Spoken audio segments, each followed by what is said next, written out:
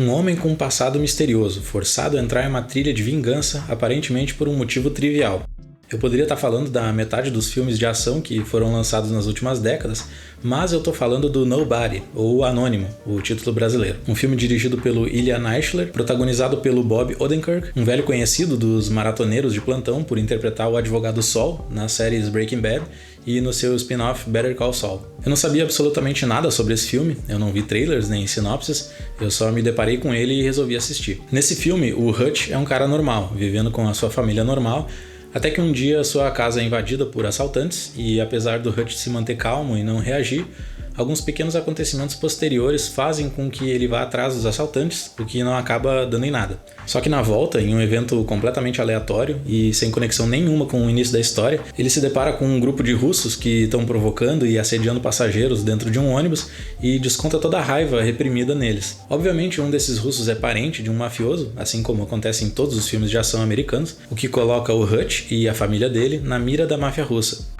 Um detalhe que eu queria citar é que, apesar de todos os estereótipos dos russos que o filme mostra como bêbados, fanfarrões, que ouvem música eletrônica, distribuem violência gratuita, o próprio diretor do filme é russo. Então eu não sei se isso é algum tipo de crítica dele ou sei lá. Na verdade, eu realmente não sei o que pensar sobre isso. Mas ao contrário do que pode parecer, eu não achei o filme ruim. É claro que eu tenho sim muitas críticas negativas e eu vou tentar explorar elas ao longo do vídeo, mas eu também vi muita coisa boa nele. O problema é que o contraste entre esses pontos foi realmente muito grande para mim, como se fossem dois filmes completamente diferentes e que acabaram sendo fundidos em um só. O começo do filme apresenta uma proposta que me chamou a atenção, já que o Hutch reluta muito em reagir à violência e a gente nota que o personagem não quer voltar à sua vida antiga e tenta se manter naquela vida nova que ele estabeleceu. Claro que isso não deixa de parecer clichê, já que na maioria dos filmes desse tipo o personagem nunca quer reagir com violência logo de cara.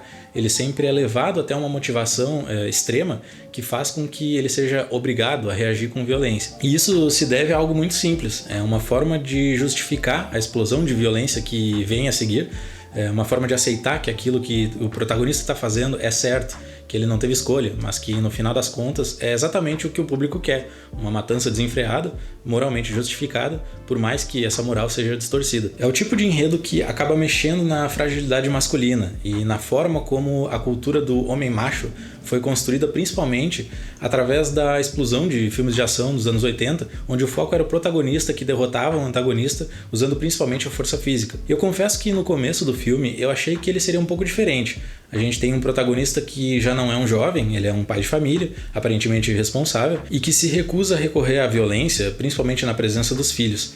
Inclusive a maneira como o filho dele reage ao fato de ver o pai recuar diante de uma situação que já era violenta, já bastaria para levar o filme para um outro caminho. Aí a gente já teria uma premissa um pouco mais original, onde se poderia explorar um pouco mais os abismos do debate sobre o masculino, mas tudo isso acaba indo por água abaixo depois que, assim como sempre acontece, o Hutch se rende ao impulso e cede à violência. Então quando eu vi esse filme, eu me lembrei do filme Em um Mundo Melhor. Em um momento do filme, a gente tem uma situação parecida, onde um filho vê o seu pai sem reagir diante a uma intimidação.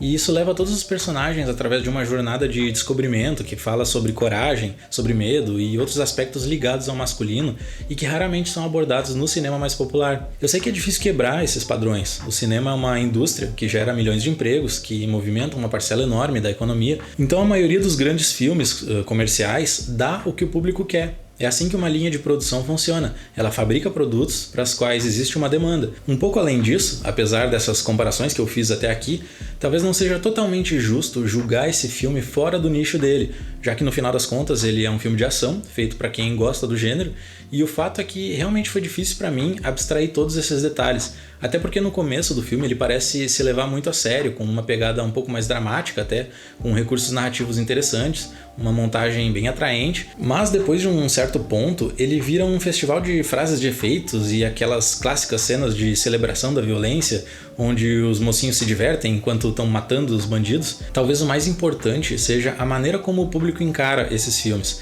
Filmes violentos, jogos violentos, não são manuais de como deve ser o comportamento social, mas é importante lembrar que o espectador pode ser levado a encarar o que é visto ali como certo ou errado. Isso vai depender do discernimento dele. Isso não deve te impedir de gostar desse tipo de conteúdo, mas é importante que se saiba que isso é um filme, que é ficção, que o que funciona ali não funciona na vida real, que o estereótipo de macho alfa que esses filmes vendem não é o que todo homem deve ser.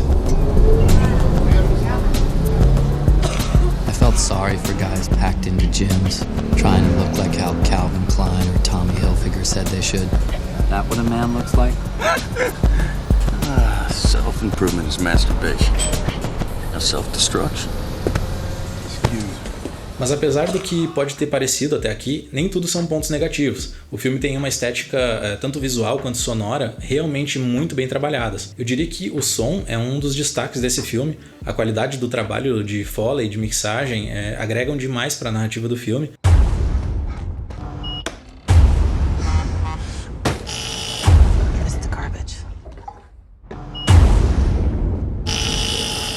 As trilhas sonoras também têm um ótimo timing, não são invasivas, não são desnecessárias, elas sempre começam e terminam na hora certa, sempre acentuando as cenas, mas nunca de uma forma exagerada. How can I find this man?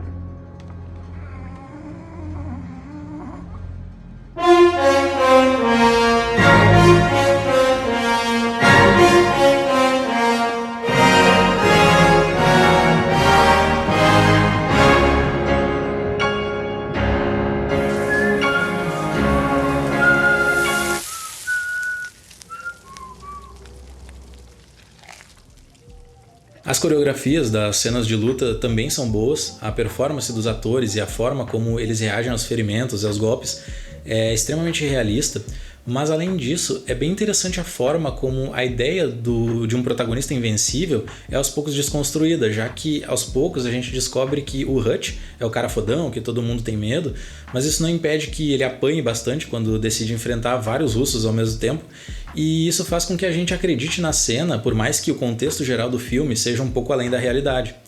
No geral é um filme que funciona bem, muito bem montado, com muita atenção aos detalhes, principalmente os elementos se encaixam muito bem, a presença do som potencializa a imagem e às vezes a ausência dele também. A atuação do Bob Odenkirk é muito boa, totalmente convincente tanto nos aspectos dramáticos quanto nas cenas de ação, mas realmente a curva do meio para o final do filme foi um pouco decepcionante, pelo menos para mim que fui tapeado, levado a acreditar que o filme ia oferecer um pouco mais do que um modelo clássico de filme de ação, mas o filme entrega o que o público desse gênero gosta, seja isso um bom ou um mau sinal. Bom, eu vou ficando por aqui, não esquece de deixar o like para ajudar o canal a crescer, assim eu vou poder postar cada vez mais conteúdo, não se esquece também de se inscrever para não perder os próximos vídeos e até a próxima.